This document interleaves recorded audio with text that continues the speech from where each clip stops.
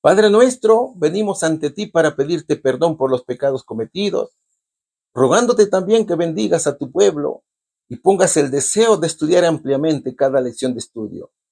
Bendito Padre, que al terminar este mensaje podamos entender que estamos muy cerca de tu venida. Y por favor, Señor, acuérdate también de los niños, de los encarcelados, de los enfermos. Que se haga tu santa voluntad, siempre rogándote en el nombre de Jesús. Amén. La Biblia revela con fidelidad el origen, el desarrollo y destino de las naciones bajo la dirección soberana de Dios.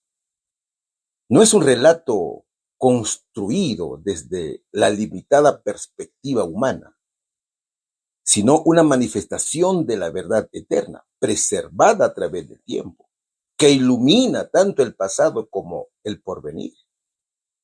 La otra visión dada al profeta Daniel no es una interpretación personal, sino una continuación del mensaje divino, en la que se le muestra con mayor detalle el desarrollo de los acontecimientos futuros, especialmente en relación con los reinos y conflictos que marcarían la historia. Entonces, es una ampliación del conocimiento profético. Dios en su sabiduría revela progresivamente sus planes a su siervo. El profeta Isaías capítulo 45 versículo 21 dice: ¿quién hizo oír esto desde el principio, sino yo, Jehová? Y no hay más Dios que yo, dice el versículo. La revelación de Daniel presenta con precisión sorprendente, confirmando que la historia no es producto del azar, sino el cumplimiento exacto de lo que ha sido anunciado por la palabra divina. Entonces, Daniel no está interpretando desde su propia opinión, sino que está recibiendo una visión adicional, clara y específica, que reafirma la veracidad de la escritura y el control absoluto de Dios sobre la historia humana. El tema se titula Otra visión. Bienvenidos, mis hermanos, al estudio de la Biblia. Gracias a nuestro Señor Jesucristo que nos da la vida para estudiar esta hermosa verdad. Te recuerdo que en la parte de la descripción del video tú puedes descargar la lección en formato PDF y también en audio para que la puedas distribuir a tus amigos y también a los hermanos en tu iglesia. La pregunta número 1 dice lo siguiente: ¿bajo qué imperio vivía Daniel cuando recibió otra visión? ¿Qué sucedería en el ámbito político? Vamos a estudiar el capítulo 11 del libro del profeta Daniel, versículos 1 y 2. Y yo mismo, en el año primero de Darío el Medo, estuve para animarlo y fortalecerlo. Y ahora yo te mostraré la verdad. He aquí que aún habrá 3 reyes en Persia, y el cuarto se hará de grandes riquezas, más que todos ellos, y al hacerse fuerte con sus riquezas, levantará a todos contra el reino de Grecia, dice la palabra de Dios. A ver, los pasajes representan una de las profecías más detalladas de la Biblia, donde se describe la historia de los imperios que afectarían al pueblo de Dios desde el tiempo de Daniel hasta el fin de los días. El profeta vivía en el imperio medo-persa, y esta visión se sitúa cronológicamente alrededor del año 536 o 535 antes de Cristo aproximadamente. Daniel ya tenía más de 80 años en ese momento. No olvidemos que Daniel vivió la mayor parte de su vida bajo la transición de 2 de los imperios más grandes de la antigüedad. Su historia es única porque sirvió como alto funcionario en las cortes de ambos reinos, ¿no es cierto? Sobreviviendo a la caída de uno y al surgimiento del otro. Ahora, los versículos 1 y 2 se centran en la transición del imperio medo-persa y los reyes que marcaron su trayectoria hacia el conflicto con Grecia. Veamos estos aspectos. Primero, el marco histórico, que lo encontramos en el versículo 1. En este versículo, el ángel Gabriel menciona que en el primer año de Darío el Medo, él estuvo allí para animar y fortalecerlo. Esto subraya que la providencia divina guía las decisiones de los gobernantes terrenales para proteger sus propósitos. Acuérdate que Gabriel estaba luchando con el enemigo, ¿no es cierto? En otras visiones. Entonces, él estuvo ahí animando al rey para que tomara muy buenas decisiones, para poder proteger sus propósitos. Segundo, los 4 reyes de Persia, que lo encontramos en el versículo 2. Pon atención que el pasaje dice: he aquí que aún habrá 3 reyes en Persia, y el cuarto se hará de grandes riquezas. Entonces, el punto de partida es Ciro el Grande. Ciro es el rey que gobernaba cuando Daniel recibió la visión. Ciro gobernó entre los años 539 al 530 a.C. Ahora, el primer rey, o el rey que sucedió a Ciro, es Cambises II, que fue hijo de Ciro, quien gobernó durante el periodo 530 al 522 a.C. Él fue quien conquistó Egipto y expandió el imperio. El segundo rey después de Ciro es el falso Esmerdis, un usurpador llamado Mago Gaumata, que reinó solo 7 meses, y fue en el año 522 a.C. que gobernó este rey. Y el tercer rey fue Darío I, llamado Darío el Grande, cuyo gobierno fue durante el periodo 522 al 486 a.C. Fue este Darío que organizó el imperio y emitió el segundo decreto del templo, ¿no es cierto? Mientras que el cuarto rey, que fue el rey rico, fue Jerjes I, o el rey Asuero que nosotros conocemos. Fue Jerjes, el rey de Ester, quien atacó a Grecia con gran riqueza y gobernó durante los años 486 al año 465 a.C. Él fue el encargado de levantar a todos contra el reino de Grecia. Aunque claro, hubieron más reyes persas después de Jerjes, como Artajerjes I, Darío II, etc.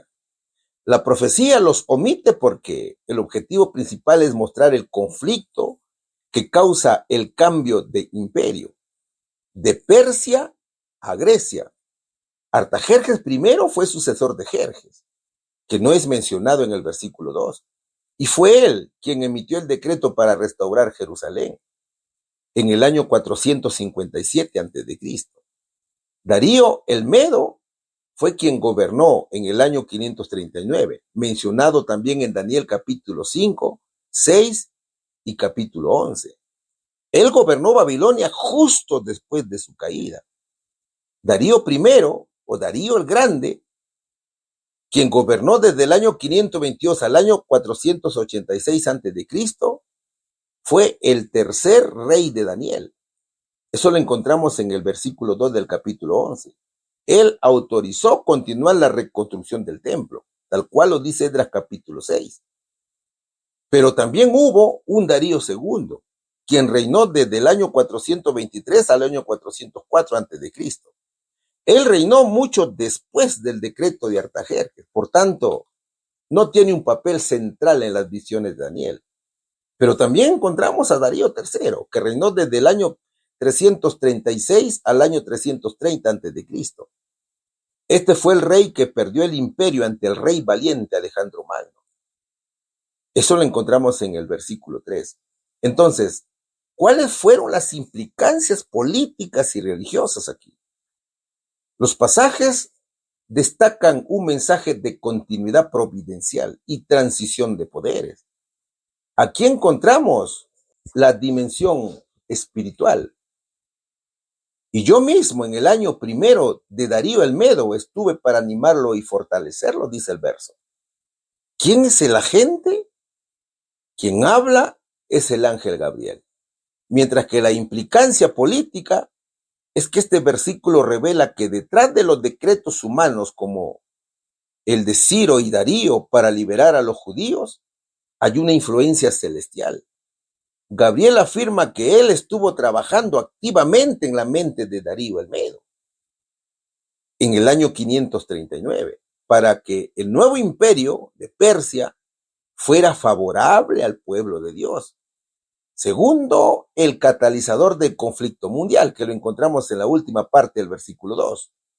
Por eso que el versículo dice, y el cuarto se hará de grandes riquezas más que todos ellos, y al fuerte con riquezas levantará a todos contra el reino de Grecia. ¿Quién es el protagonista aquí? De acuerdo a la última parte del versículo 2, porque habla de un rey con grande riqueza, dice. Aquí se identifica con Jerjes I, o el rey Asuero, quien heredó un imperio rico y lo expandió. La implicancia política fue que este es el punto de quiebre. Jerjes no solo usó su dinero para lujos, sino que lo utilizó para movilizar un ejército masivo, estimado en cientos de miles, de toda su provincia contra las ciudades-estado griegas. ¿Cuál fue el resultado político? Esta agresión persa sembró la semilla del odio en Grecia.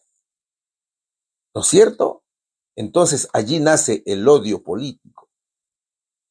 El cuarto rey es quien despierta al gigante griego, preparando el escenario, preparando el terreno para que después el imperio pase de manos asiáticas a manos europeas. Y eso fue lo que sucedió, mis queridos hermanos. Entonces, ¿bajo qué imperio vivía Daniel cuando recibió otra visión? Bajo el imperio persa. ¿Qué sucedería en el ámbito político? Se fortalecería el imperio medo-persa. Surgirían varios reyes, cada vez más poderosos y ricos, y finalmente uno de ellos provocaría un gran conflicto contra Grecia, iniciando una transición de poder entre imperios. Pregunta número 2. Estamos estudiando la lección número 24, y la pregunta número 2 dice, ¿qué importante profecía de Ezequiel es paralela a los hechos descritos en Daniel 11? Vamos a estudiar Ezequiel, capítulo 21, versículos del 25 al 27. Y tú, profano e impío príncipe de Israel, cuyo día ha llegado ya, el tiempo de la consumación de la maldad. Así ha dicho Jehová el Señor, depón la tiara, quita la corona. Esto no será más así. Sea exaltado lo bajo y humillado lo alto. Arruina, arruina, arruina lo reduciré. Y esto no será más hasta que venga aquel cuyo es el derecho y yo se lo entregaré.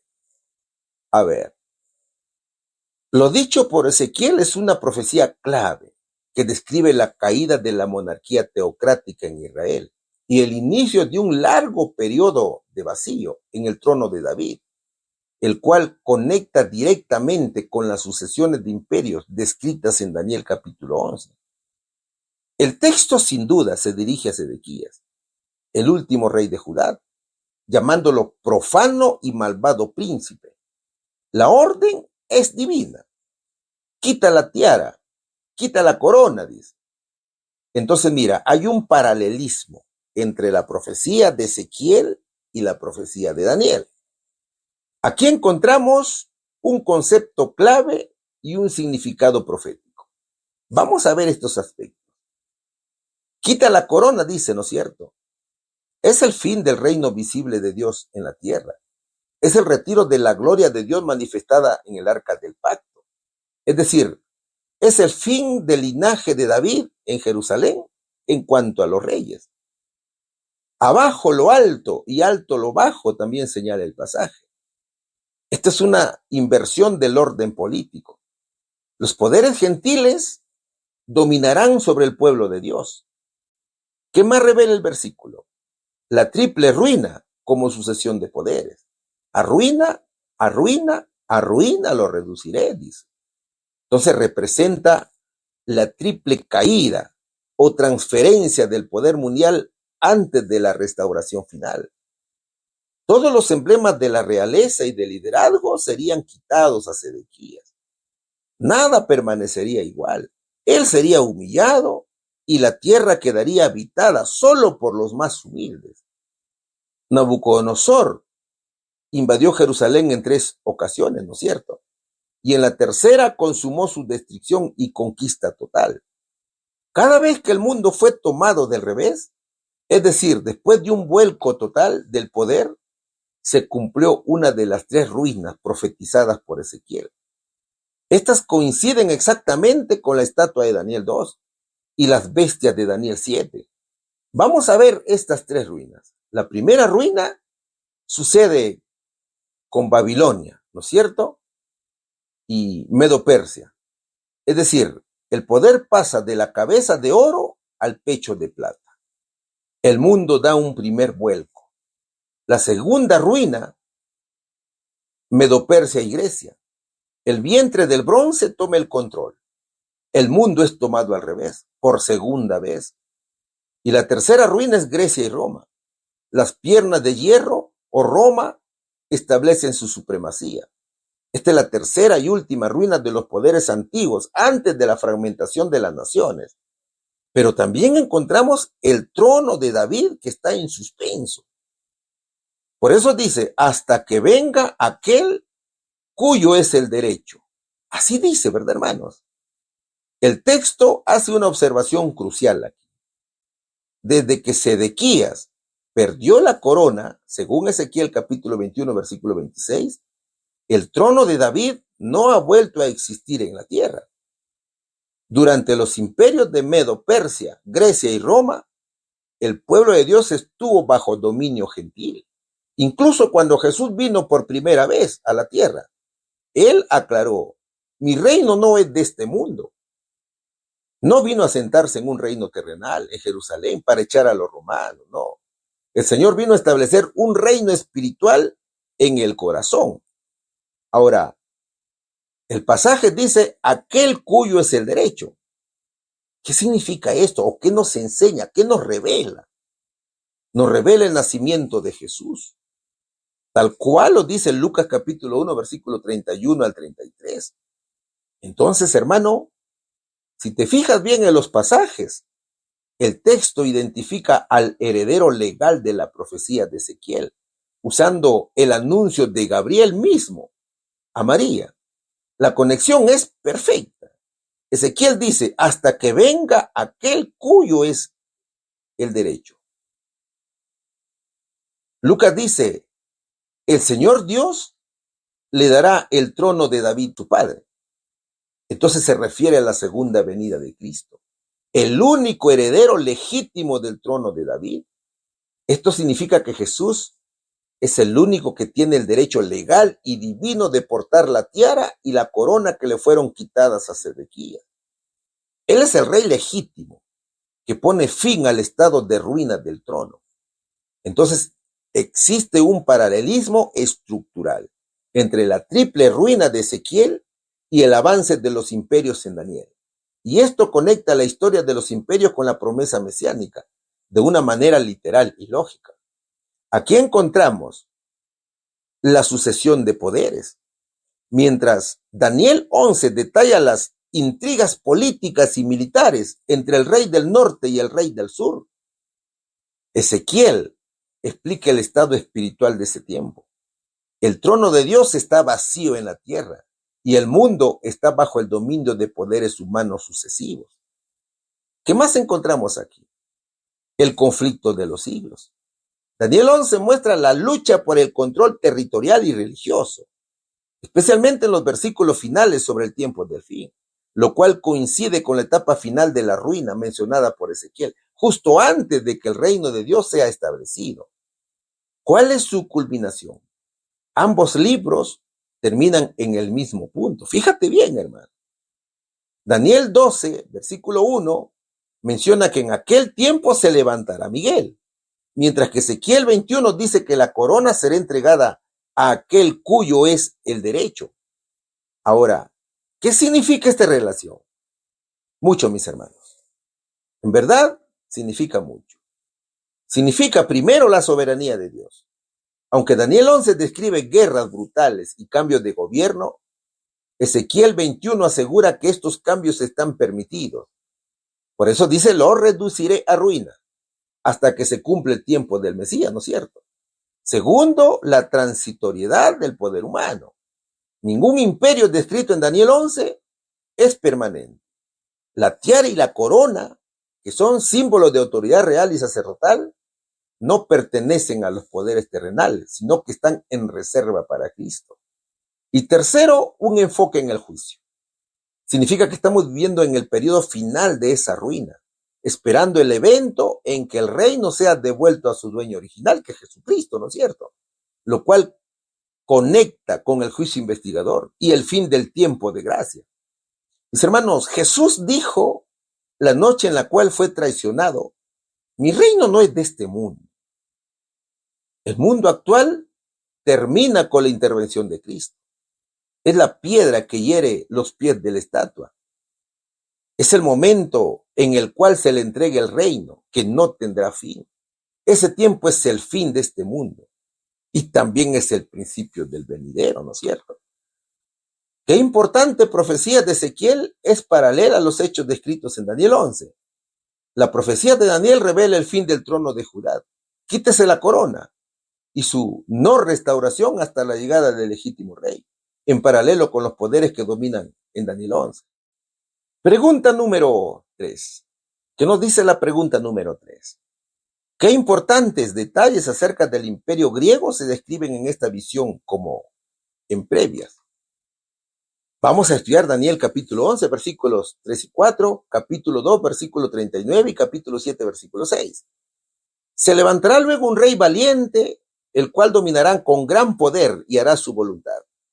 Pero cuando se haya levantado su reino, será quebrantado y repartido hacia los cuatro vientos del cielo, no a sus descendientes, ni según el dominio con que él dominó, porque su reino será arrancado, y será para otro fuera de ellos. Y después de ti se levantará otro reino inferior al tuyo, y luego un tercer reino de bronce, el cual dominará sobre toda la tierra. Después de esto, miré, y aquí otra semejante a un leopardo, con 4 alas de ave en sus espaldas. Tenía también esta bestia 4 cabezas, y le fue dado dominio, dicen los versos. El imperio griego, o Grecia bajo Alejandro Magno, es uno de los eslabones más claros en la cadena profética, ya que Daniel lo describe con una precisión matemática increíble, que se repite y se amplía en cada visión. Veamos los detalles. Aquí encontramos el surgimiento de un rey valiente, dice Daniel capítulo 11, versículo 3. Se describe como detalle a un rey que se levantará valiente y hará su voluntad, dice. En Daniel capítulo 8, versículo 5, se describe como el macho cabrío, que viene del occidente, con un cuerno notable entre sus ojos, moviéndose tan rápido que no tocaba la tierra. Esto representa a Alejandro Magno, quien conquistó un mundo conocido en apenas 12 años. ¿Qué más encontramos aquí? La visión en 4 vientos. Este es el detalle más consistente en todas las visiones de Daniel respecto a Grecia. El versículo 4 dice que su reino será quebrantado y repartido por los 4 vientos del cielo. Esto subraya que no será para su descendencia el reino.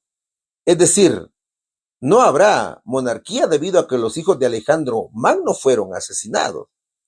Entonces la conexión con Daniel capítulo 7 versículo 6 es que el leopardo o Grecia tiene 4 alas que son símbolos de velocidad y también tiene 4 cabezas. Estas cabezas representan la división del imperio tras la muerte de Alejandro Magno. Mientras que la conexión con Daniel capítulo 8 versículo 8 es el gran cuerno que se rompe, y en su lugar salen 4 cuernos notables hacia los 4 vientos, dice. El gran cuerno es Alejandro Magno, y los 4 cuernos es la división de Grecia entre sus 4 generales. ¿Cuál fue el carácter del imperio? El versículo 39 del capítulo 2 describe como un tercer reino de bronce, el cual dominará sobre toda la tierra. El bronce era el metal distintivo de las armaduras y armas griegas para los hoplitas de bronce, mientras que Daniel 11 se enfoca en la geopolítica, es decir, en la división, y Daniel 2 se enfoca en la extensión de su dominio.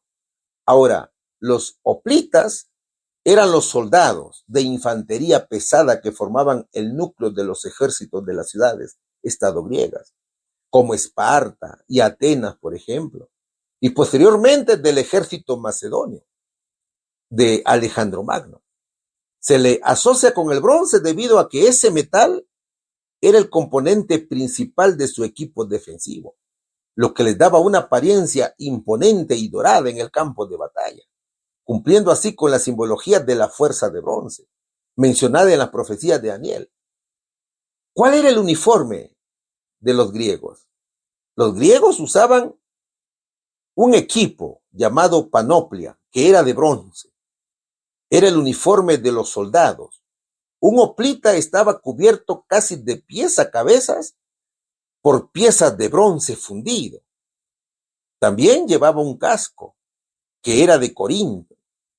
Era la pieza más icónica hecha de una sola lámina de bronce, que protegía toda la cara y el cráneo, dejando solo pequeñas aberturas para los ojos y la boca. También encontramos en el uniforme la coraza, que era un peto o una pieza central de la armadura que protegía el torso del soldado, cubriéndolo desde el cuello hasta la cintura de bronce, que protegía el pecho y la espalda. A menudo estaba esculpida para imitar la musculatura del torso humano, pero también tenían las grebas o las némidas, que eran láminas de bronce anatómicas que protegían las espinillas desde el tobillo hasta la rodilla. El escudo, que era también llamado aspis u hoplon, aunque era de madera, estaba cubierto por una fina lámina de bronce. Era circular, era cóncavo y muy pesado, mis hermanos. Era diseñado para proteger no solo al portador, sino también al compañero de al lado. Era un uniforme especial de los griegos. ¿Por qué era un uniforme especial? Primero, por su identificación visual. Cuando miles de soldados se formaban en una falange, el brillo del sol sobre el bronce creaba un efecto cegador e intimidante para el enemigo. Por eso Daniel 2 lo identifica tan claramente como el reino de bronce. ¿Y cuánto costaba este uniforme? En la antigua Grecia no siempre el Estado entregaba el equipo, sino que los ciudadanos debían comprar su propia panoplia. Esto significaba que el uniforme también era un símbolo de estatus social. Solo los que tenían cierto nivel económico podían ser hoplitas. Y tercero, encontramos el peso y también la incomodidad del uniforme. Este uniforme pesaba entre 25 y 35 kilogramos, nos dice la historia. Era extremadamente caluroso bajo el sol del Mediterráneo, por lo que los soldados solo se ponían la panoplia completa justo antes de entrar en combate. Con esta armadura ejecutaban la formación de falange o formación militar. Falange significa formación, ¿no es cierto? El poder del hoplita o del soldado no residía en el combate individual, sino en la falange. Los soldados se agrupaban hombro con hombro, solapando sus escudos de bronce para crear una muralla impenetrable de metal, de la que sobresalían largas lanzas o zarizas en el caso macedonio. Entonces, la conexión profética con Daniel capítulo 2 nos dice que en el estudio de las profecías bíblicas, el uso masivo del bronce por parte de los griegos es fundamental. Grecia es el imperio de bronce y describe al tercer reino como uno de bronce, ¿no es cierto? Eso es lo que describe Daniel. Históricamente, este metal definió la era de la supremacía griega, mientras que los imperios anteriores usaban más el cuero o los escudos de mimbre, pero los griegos perfeccionaron la metalurgia del bronce para la guerra. El metal era de resistencia y brillo. El bronce es más duro que el oro o que la plata, ¿no es cierto? Esto simboliza un reino con una fuerza militar superior y una capacidad de expansión sobre toda la tierra, tal como lo hizo Alejandro Magno, como lo hemos visto también, ¿no es cierto? Es el tercer reino de la estatua de Daniel capítulo 2, que es de bronce.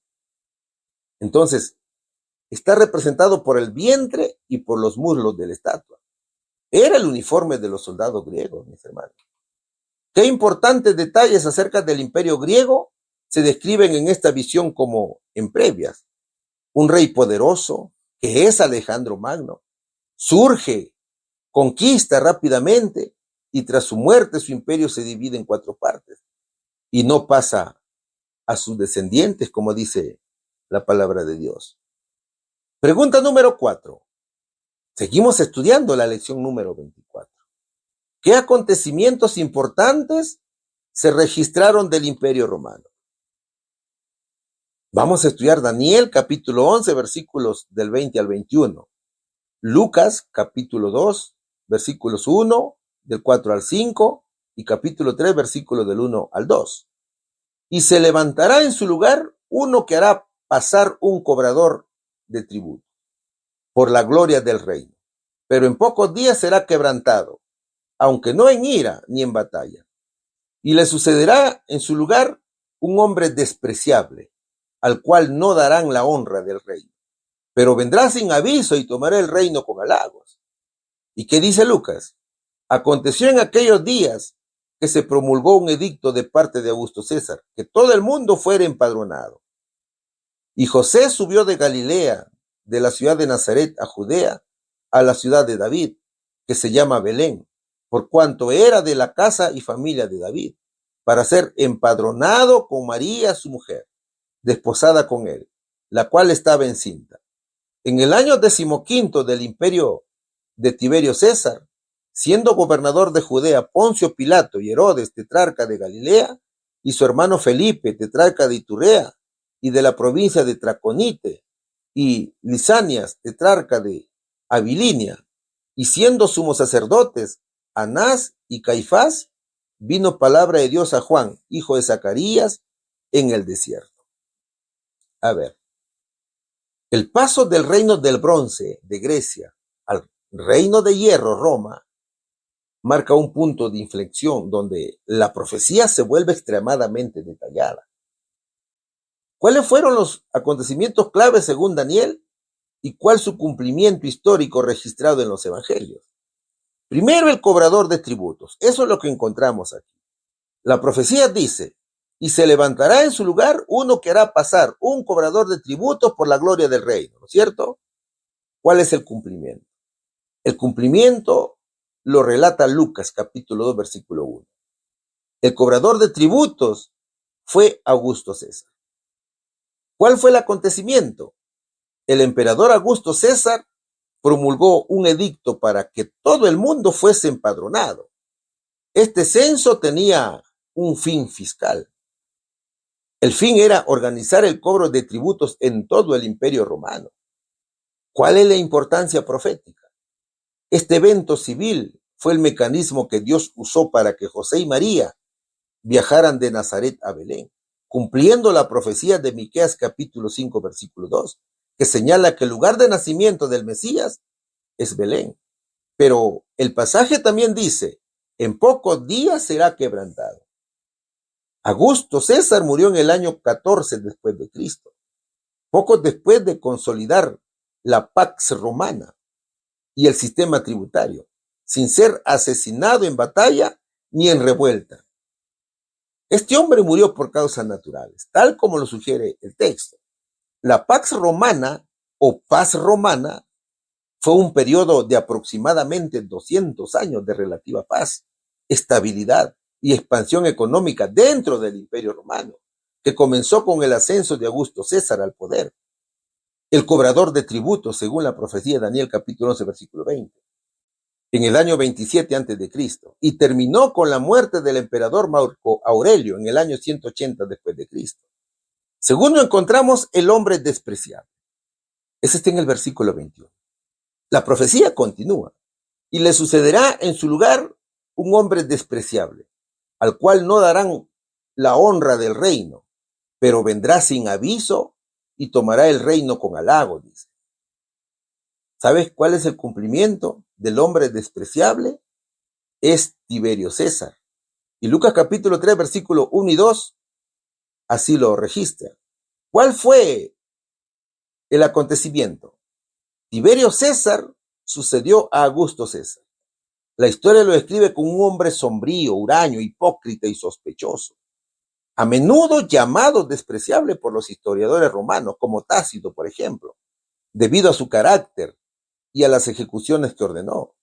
Tiberio se caracterizó por una combinación de rasgos psicológicos oscuros y una forma astuta de obtener el poder que lo diferencia de los conquistadores heroicos como Alejandro Magno, por ejemplo. Tiberio no era el heredero deseado de Augusto. Augusto prefería a sus nietos, a Cayo y a Lucio, pero estos murieron jóvenes. Entonces Tiberio llegó al trono tras años de intrigas palaciegas y manipulaciones de su madre, Livia.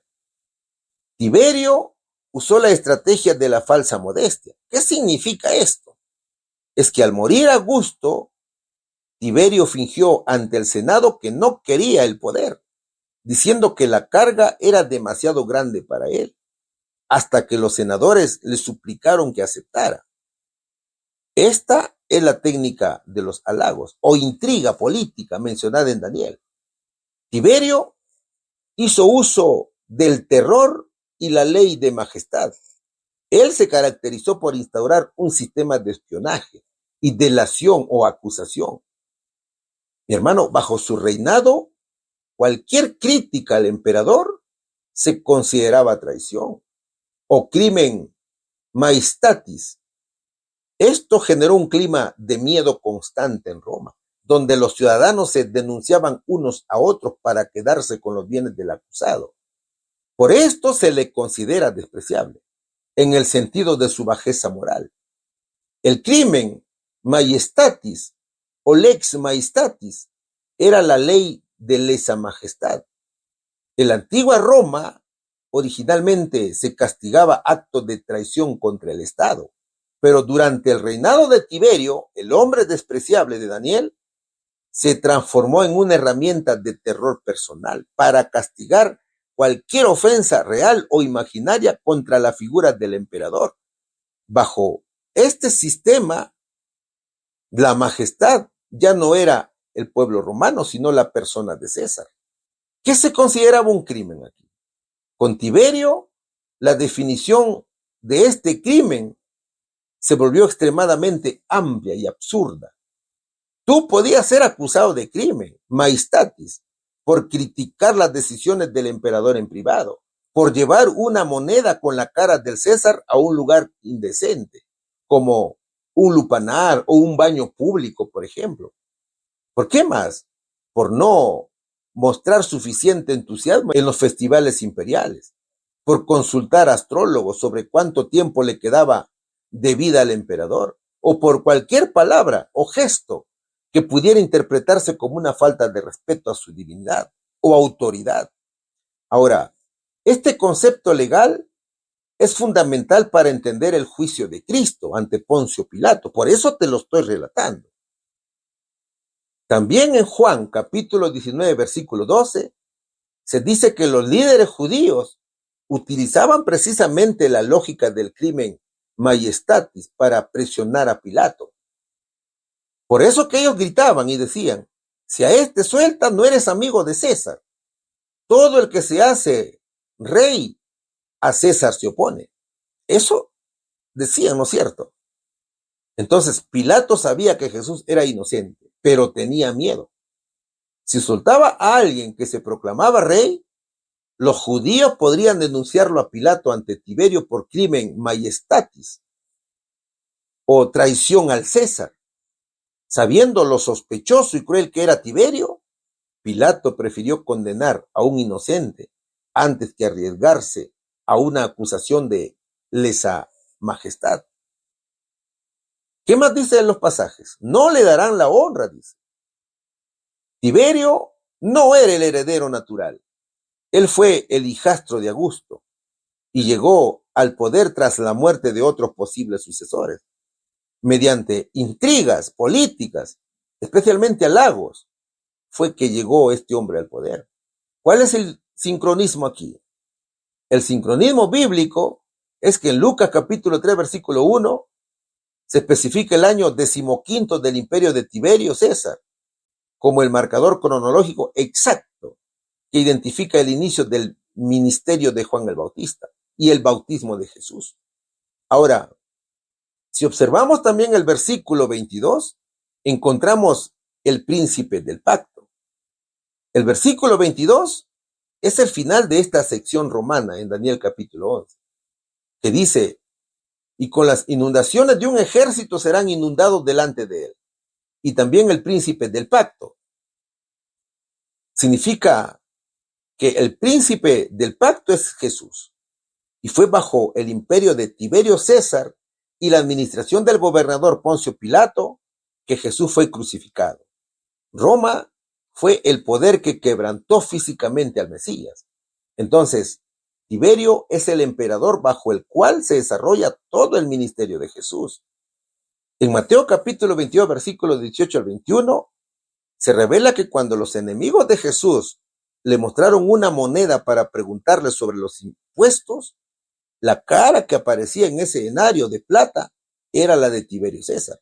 Y aunque él estaba en Capri, su autoridad delegada en Poncio Pilato fue la que ejecutó al príncipe del pacto.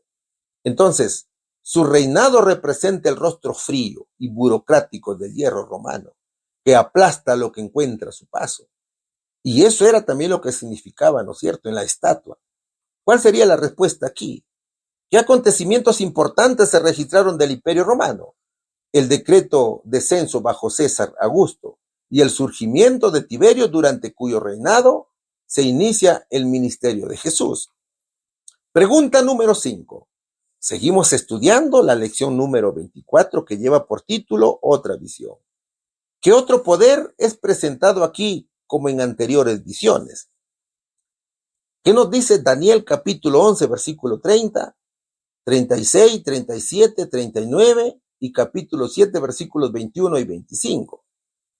Y se contristará y volverá y se enojará contra el pacto santo y hará según su voluntad. Volverá pues y se entenderá con los que abandonen el santo pacto. Y el rey hará su voluntad y se ensoberbecerá y se engrandecerá sobre todo Dios.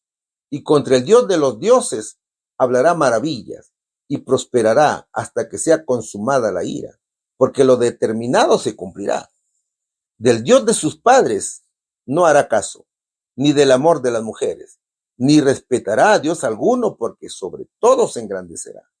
Con un Dios ajeno se hará de las fortalezas más inexpugnables y colmará de honores a los que le reconozcan, y por precio repartirá la tierra. Y veía yo que este cuerno hacía guerra contra los santos y los vencía, y hablará palabras contra el Altísimo, y a los santos del Altísimo quebrantará, y pensará en cambiar los tiempos y la ley, y serán entregados en su mano hasta tiempo y tiempos y medio tiempo. Eso dicen los pasajes. El otro poder que se presenta en Daniel y en los versículos siguientes es el mismo que aparece en las visiones de los capítulos 7 y 8. Es el cuerno pequeño, identificado históricamente como el papado o la Roma eclesiástica. Veamos las características que definen la transición de la Roma pagana a la Roma papal y su consolidación como un poder político religioso. Primero, el surgimiento a través de la apostasía.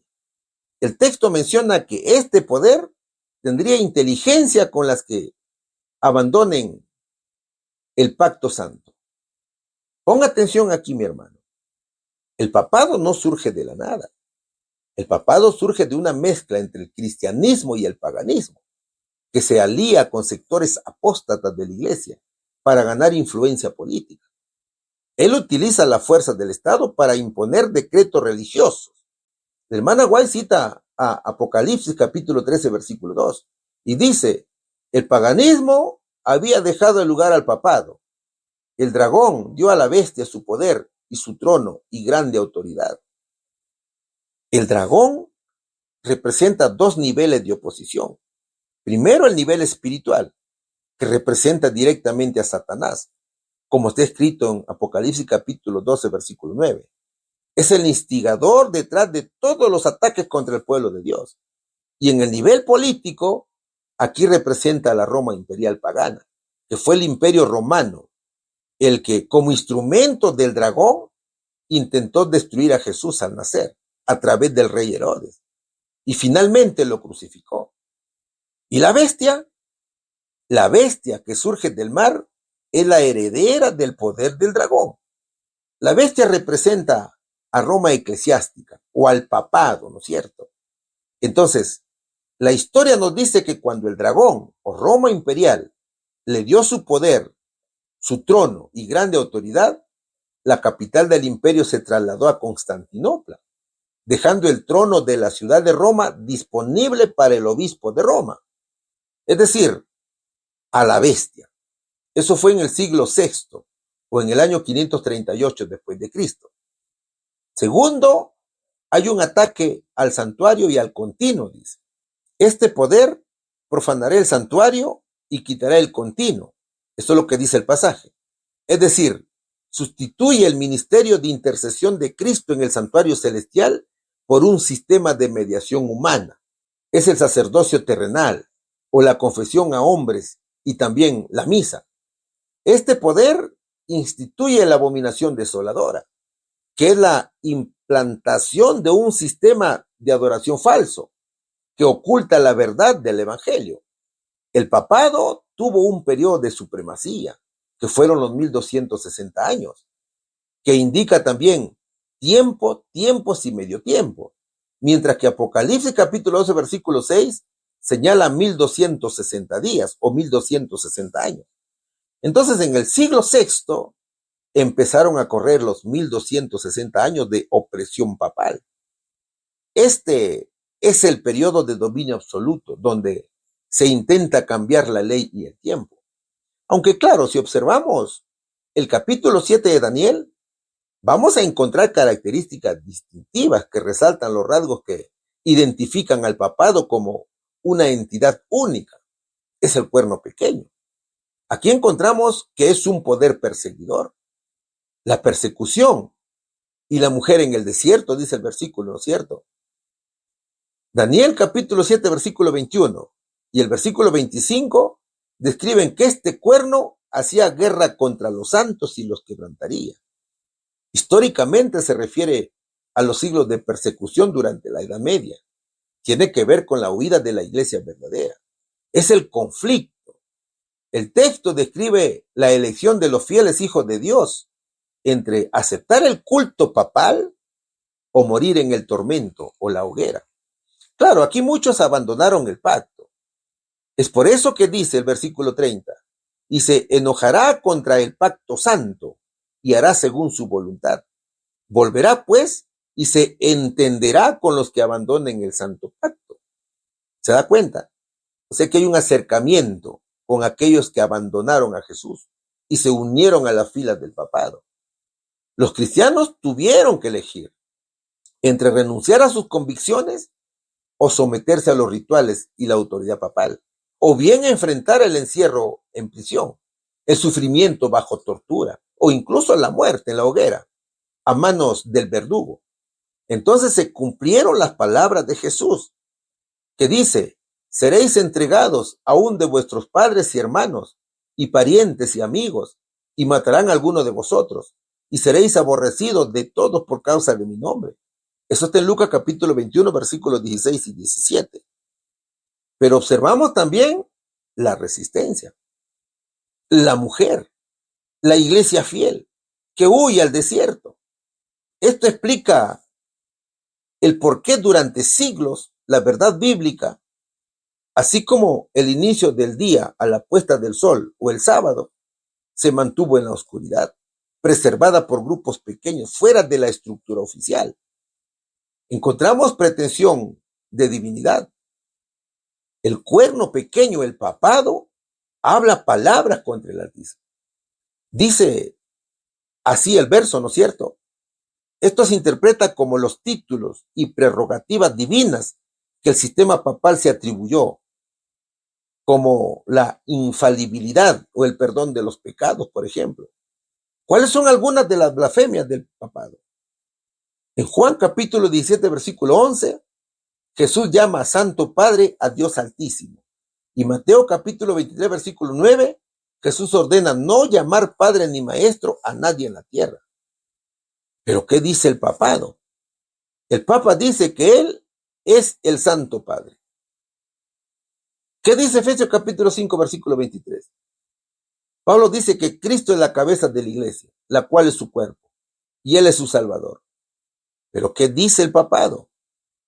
El romano pontífice dice que Él es la cabeza visible de toda la iglesia y el Padre y Maestro de todos los cristianos. Aquí están las citas que te lo dejo también en la lámina. Mientras que Timoteo capítulo versículo 5 dice, porque hay un solo Dios y un solo mediador entre Dios y los hombres, Jesucristo hombre. La Iglesia Católica en el año 617, mis hermanos, instituye la adoración a los ídolos. Dice que ellos interceden ante Dios Padre. Y en Lucas capítulo 5, versículo 21 al 24, Jesús dijo, ¿quién puede perdonar pecados sino solo Dios? Pues para que sepáis que el Hijo del Hombre tiene potestad en la tierra para perdonar pecados. Eso dijo el mismo Señor. Pero la Iglesia Católica en el año 1215, después de Cristo, instituyó que los sacerdotes perdonaran pecados y los destruyan inclusive para que el perdonado se convierta en santo. ¿Se da cuenta?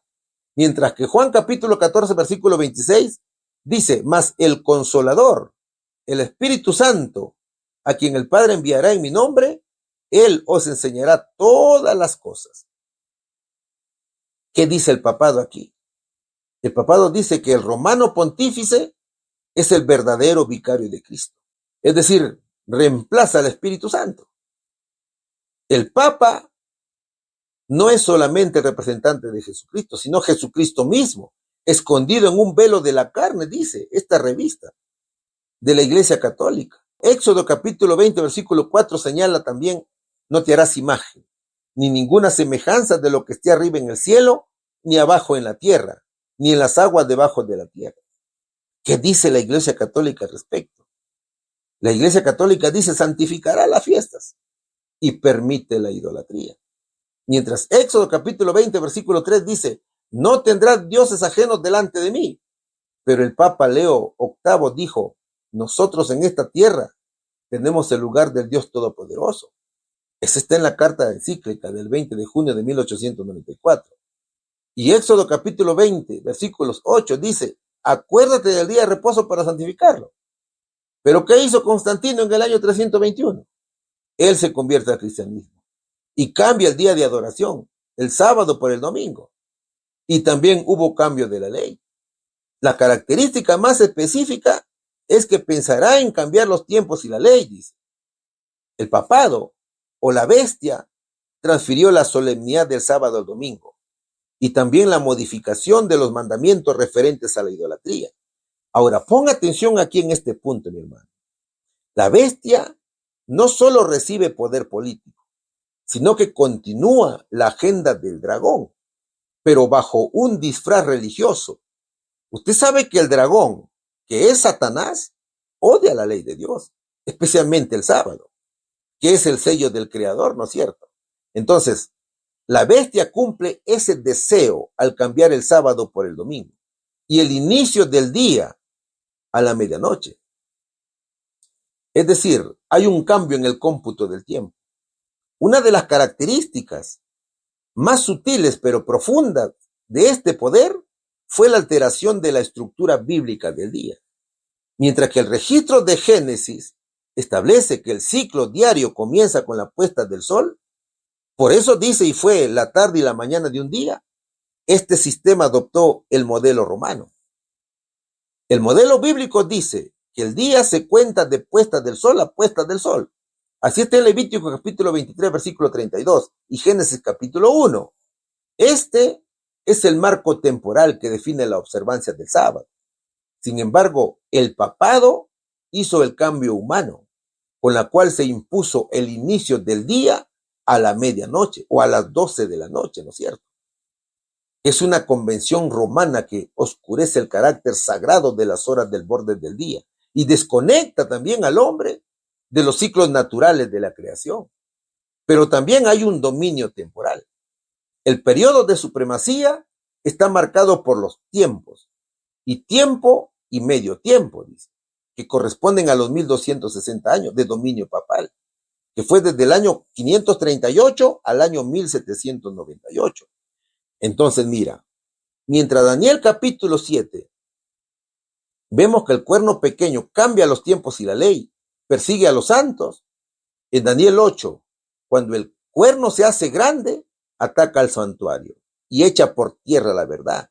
Mientras que en Daniel 11, el rey del norte o la fase papal se engrandece sobre todo Dios y persigue a los sabios. Entonces, el papado es el sistema que se ha revelado y sigue revelando y se revelará ante el Dios Altísimo. Y eso debemos comprenderlo bien, mis hermanos, para no ser engañados, ¿cierto? ¿Cuál sería la respuesta aquí? ¿Qué otro poder es presentado aquí como en anteriores visiones? Un sistema, mis hermanos, representado como perseguidor y opuesto a Dios, identificado comúnmente como el poder papal. Pregunta número 6. La lección es de mucho análisis, ¿no es cierto, hermanos? ¿Qué nos muestran las Escrituras acerca de las experiencias del pueblo de Dios en tiempos turbulentos?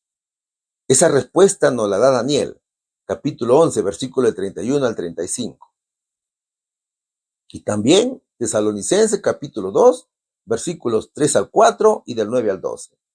Y se levantarán de su parte tropas que profanarán el santuario y la fortaleza, y quitarán el continuo sacrificio y pondrán la abominación desoladora. Con lisonjas seducirá a los violadores del pacto, mas el pueblo que conoce a su Dios se esforzará y actuará. Y los sabios del pueblo instruirán a muchos, y por algunos días caerán a espada y a fuego en cautividad y despojo. Y en su caída serán ayudados de pequeño socorro, y muchos se juntarán a ellos con lisonjas. También algunos de los sabios caerán para ser depurados y limpiados y emblanquecidos hasta el tiempo determinado, porque aún para esto hay plazo. Nadie os engañe en ninguna manera, dice el apóstol Pablo en Tesalonicenses, porque no vendrá sin que antes venga la apostasía y se manifieste el hombre de pecado, el hijo de perdición, el cual se opone y se levanta contra todo lo que se llama Dios y es objeto de culto, tanto que se sienta en el templo de Dios como Dios, haciéndose pasar por Dios. Inicuo, cuyo advenimiento es por obra de Satanás, con gran poder y señales y prodigios mentirosos, y con todo engaño de iniquidad para los que se pierden, por cuanto no recibieron el amor de la verdad para ser salvos. Por esto, Dios les envía un poder engañoso para que crean la mentira, a fin de que sean condenados todos los que no creyeron a la verdad, sino que se complacieron en la injusticia, dicen los pasajes. A ver, como ya lo dijimos, el papado no surge de la nada, sino de una unión del cristianismo y el paganismo. Los pasajes no son solo crónicas históricas, son una hoja de ruta espiritual. Estos textos describen la lucha entre la verdad y el error, destacando que los tiempos turbulentos son en realidad un periodo de refinamiento. Encontramos aquí la confrontación con el sistema del engaño. En El versículo 31 se menciona la profanación del santuario y la abominación desoladora, la cual es la unión del poder eclesiástico y civil que oscureció el ministerio intercesor de Cristo, ¿no es cierto? Aquí encontramos dos aspectos.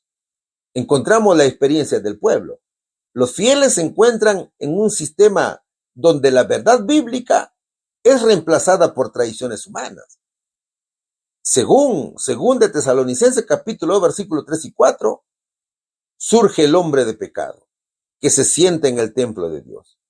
El hombre de pecado es el papado. El papado es la bestia, ¿no es cierto? Pablo dice que primero vendría la apostasía. Esto ocurrió cuando la iglesia cristiana primitiva se mezcló con ritos paganos y tradiciones humanas. Tras la conversión de Constantino, sucedió todo esto que es la apostasía, ¿no es cierto? La hermana White dice, cuando la iglesia primitiva se corrompió al apartarse de la sencillez del evangelio y al aceptar costumbres y ritos paganos, perdió el espíritu y el poder de Dios.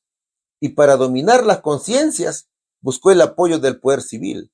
El resultado fue el papado, es decir, una iglesia que dominaba el poder del Estado y se servía de él para promover sus propios fines y especialmente para extirpar la herejía. Eso dice la hermana White. Ahora, los pasajes también dicen que el hombre de pecado se siente en el templo.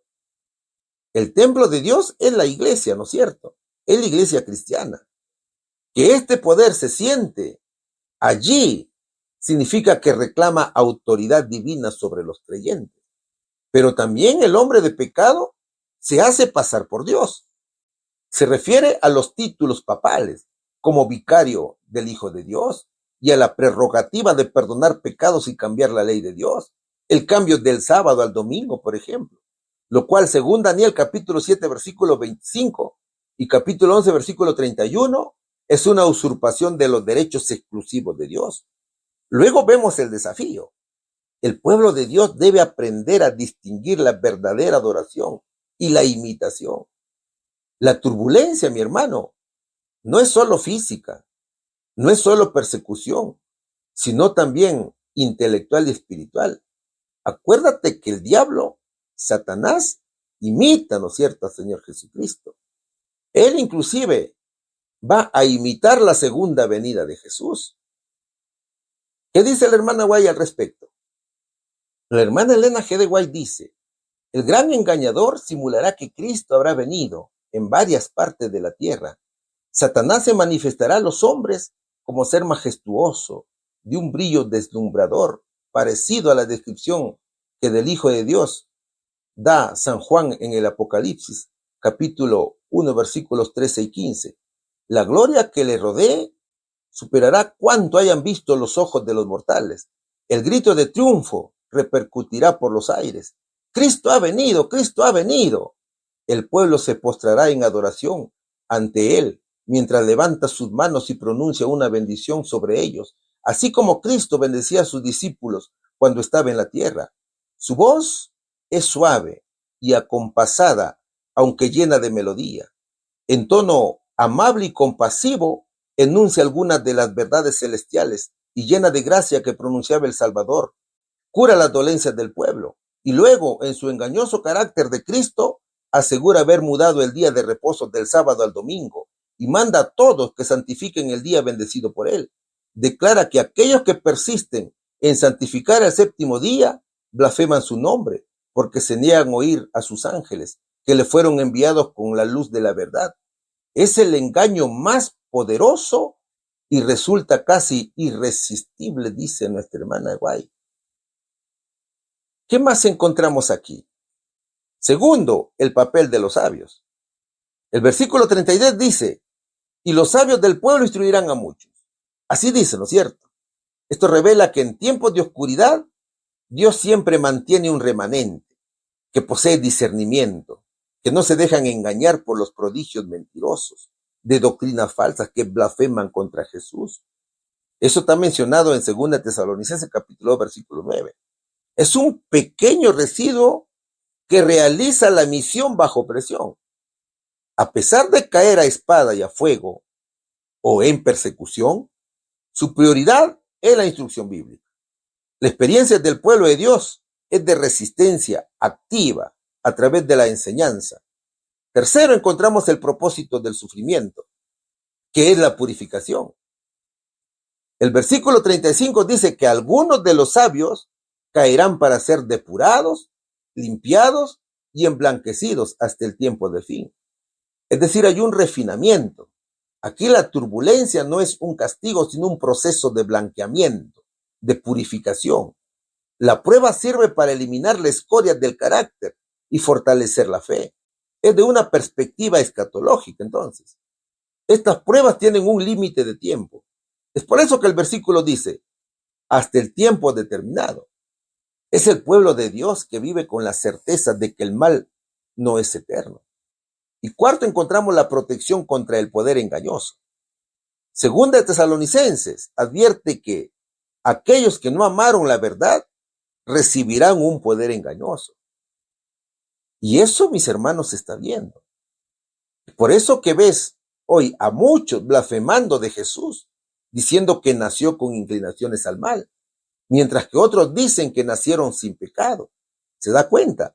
Entonces, mira, mi hermano, la experiencia del remanente en tiempos turbulentos depende de su amor por la verdad. Pero la verdad de Cristo, mis hermanos, no es solo conocer datos proféticos, sino tener una relación viva con la verdad, con Cristo, que los hace inmunes a los engaños del enemigo.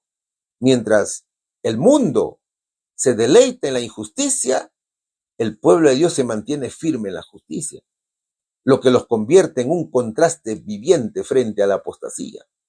Ahora, ¿quién es el director de todo esto? ¿Qué dice Pablo? Pablo dice, inicuo, cuyo advenimiento es por obra de Satanás, con gran poder y señales y prodigios mentirosos. El advenimiento de este inicuo es por obra de Satanás, dice.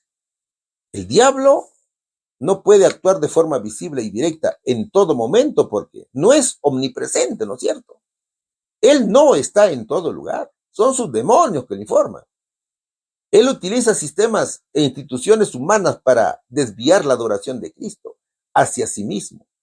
Por lo tanto, el hombre de pecado es la cara visible o el instrumento político religioso, mientras que Satanás es la fuente de su poder y sus prodigios mentirosos. Mis hermanos, hay muchos cristianos sinceros dentro de la Iglesia Católica que aman a Dios según la luz que tiene. Y claro, el juicio profético es contra el sistema jerárquico que ha suplantado las verdades bíblicas. Así que cuando hablamos del papado, no nos referimos a los fieles creyentes, sino al sistema que engaña al mundo. Entonces, el sistema papal más el ecumenismo religioso han preparado el camino para la imagen de la bestia. La hermana White dice, la imagen es hecha por la bestia de 2 cuernos y es una imagen de la primera bestia. La imagen de la bestia representa la forma del protestantismo apóstata que se desarrollará cuando las iglesias protestantes busquen la ayuda del poder civil y la imposición de sus dogmas. La primera bestia es el papado, ¿no es cierto? Y la segunda bestia es Estados Unidos.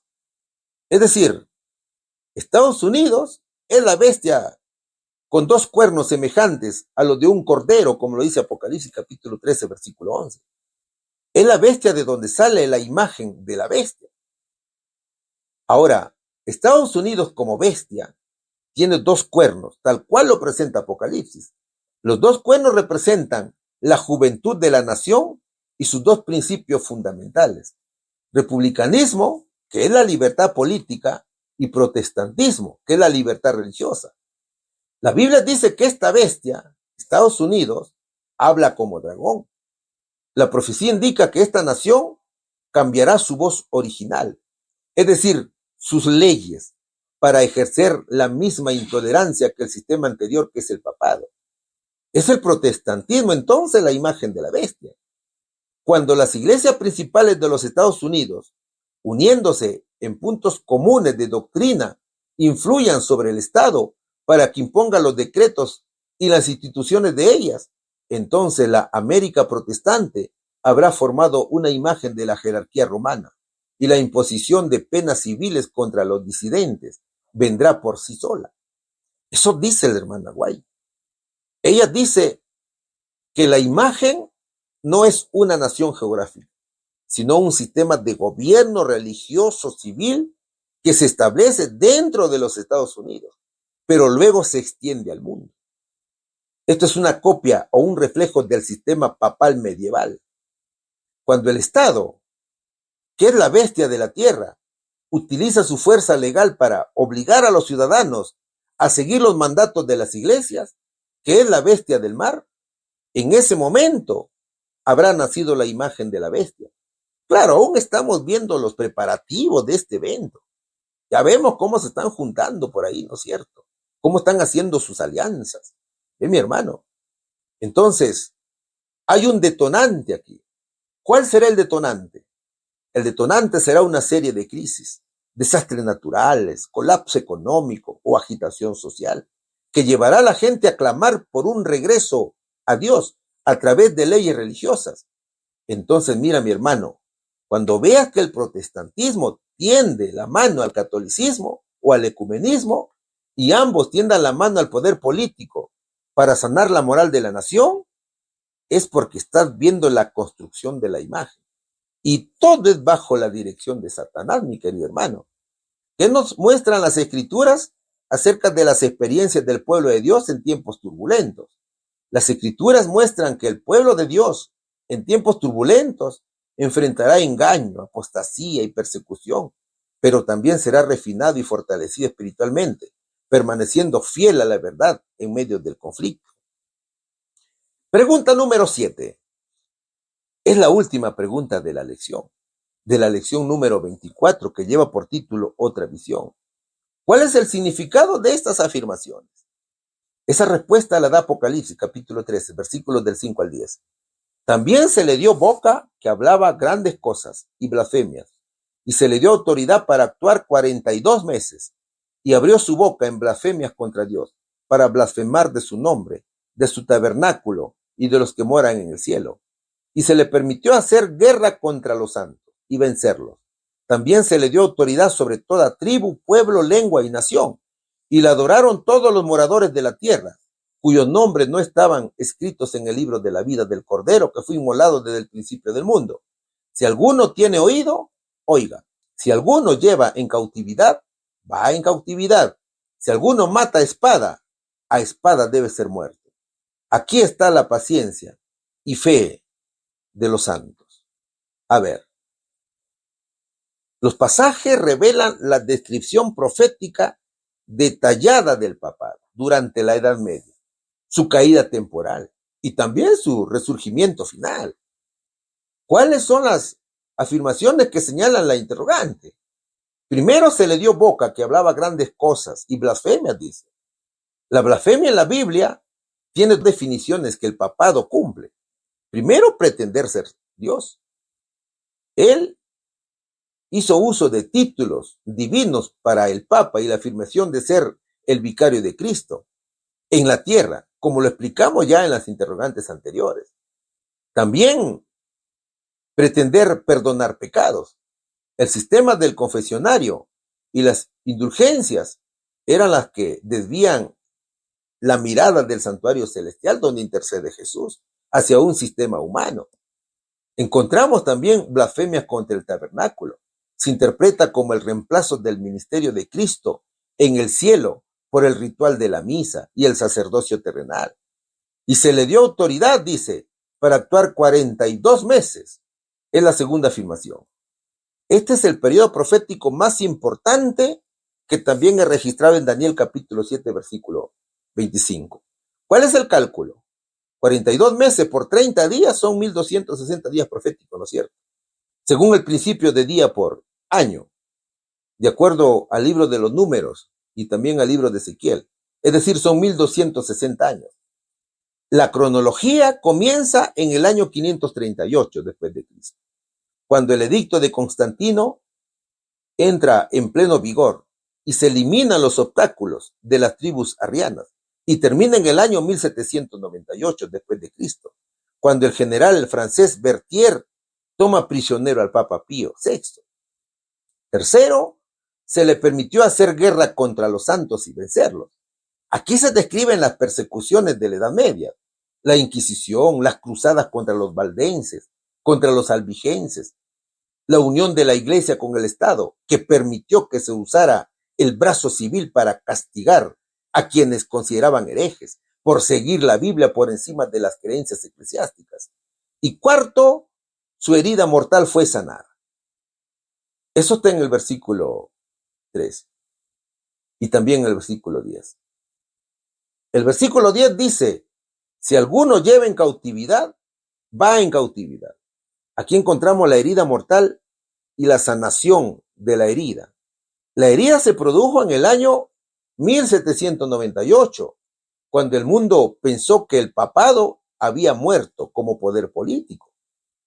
Y la sanación es que a partir de ese momento, el sistema comenzaría a recuperar su influencia. Y fue en el Tratado de Letrán en el año 1929 donde el Vaticano volvió a ser un Estado soberano. La sanación total ocurre cuando Estados Unidos, o la segunda bestia, le devuelva el poder universal a través de la ley dominical. Y quinto, dice cuyo nombre no estaba escrito en el libro de la vida. Esta afirmación subraya la importancia del juicio investigador iniciado en el año 1844. ¿Qué significa esto?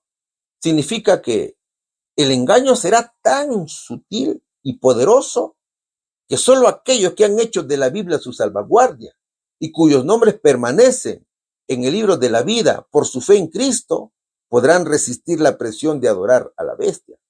Entonces, el mismo espíritu de intolerancia que actuó durante los 42 meses volverá a manifestarse, pero esta vez con el apoyo de la tecnología y el poder global de Estados Unidos.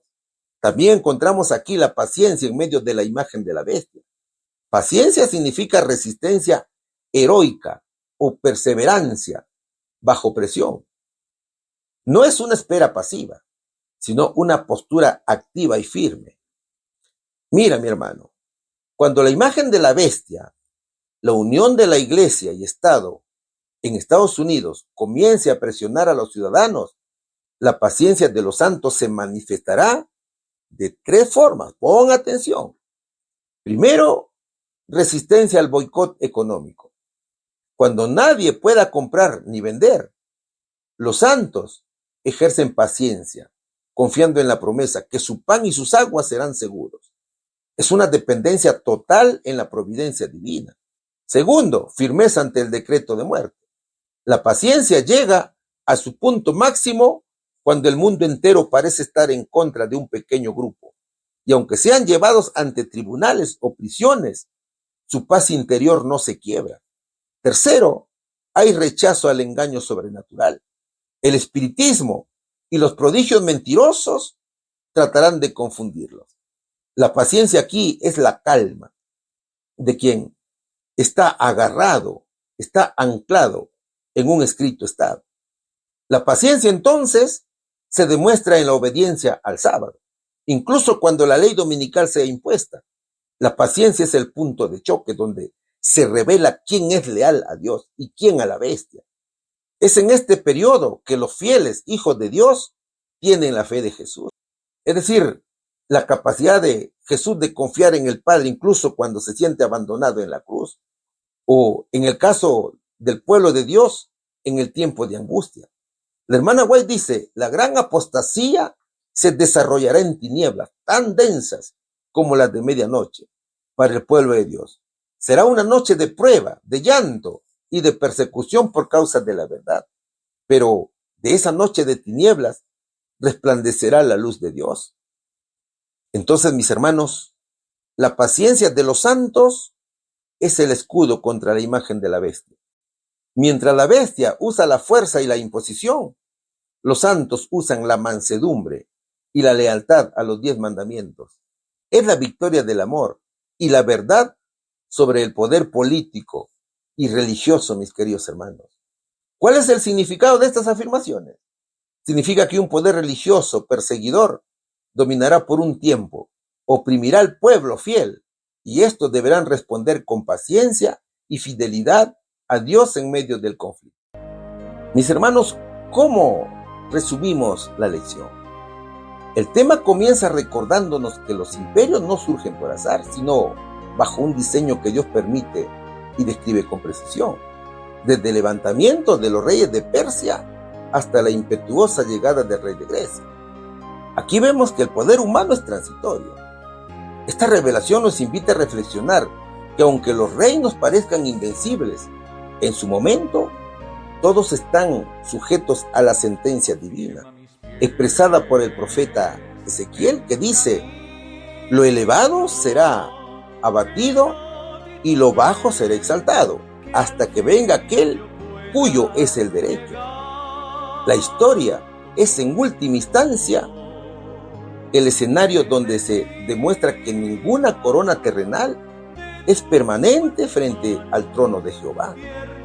Entonces, al avanzar en la profecía, la visión se vuelve más específica, conectando los decretos del cielo con la realidad terrenal. Y aquí vemos el cumplimiento exacto de personajes como el cobrador de tributos y el surgimiento de gobernantes que marcaron el censo en tiempos de Jesús, confirmando que la Biblia es un registro auténtico y libre de prejuicio humano.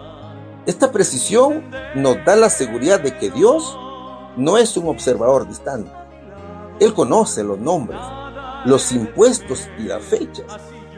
El tema nos asegura que el mismo Dios manejó los hilos de los censos romanos para que el Salvador naciera en Belén. Y sigue al mando de los detalles más ínfimos de nuestra propia existencia hoy.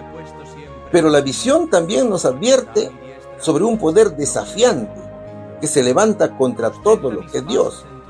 La figura del rey que se engrandece sobre todo Dios y habla maravillas contra el Dios de los dioses se entrelaza con las advertencias de Pablo sobre el hombre de pecado y las visiones de Juan sobre la bestia. Ese poder es el papado, ¿no es cierto? Este sistema que intenta cambiar los tiempos y la ley representa un punto máximo del orgullo humano. La reflexión aquí es solemne. El conflicto final no es solo político, sino una batalla por la adoración y la lealtad del corazón humano frente a engaños. Y claro, arrastrarán a quienes no aman la verdad a sus filas, por supuesto, para que luchen contra el pueblo de Dios. Finalmente, esta otra visión no fue dada para infundir temor, sino para fortalecer la fe en la victoria final. A pesar de la persecución, mis hermanos, de los santos y el aparente dominio de los poderes blasfemos, la palabra de Dios permanece pura y preservada a través de los siglos. El destino de las naciones está sellado y el juicio final pondrá fin a la rebelión. Entonces, al estudiar estas verdades, comprendemos que la historia tiene un propósito y un desenlace glorioso.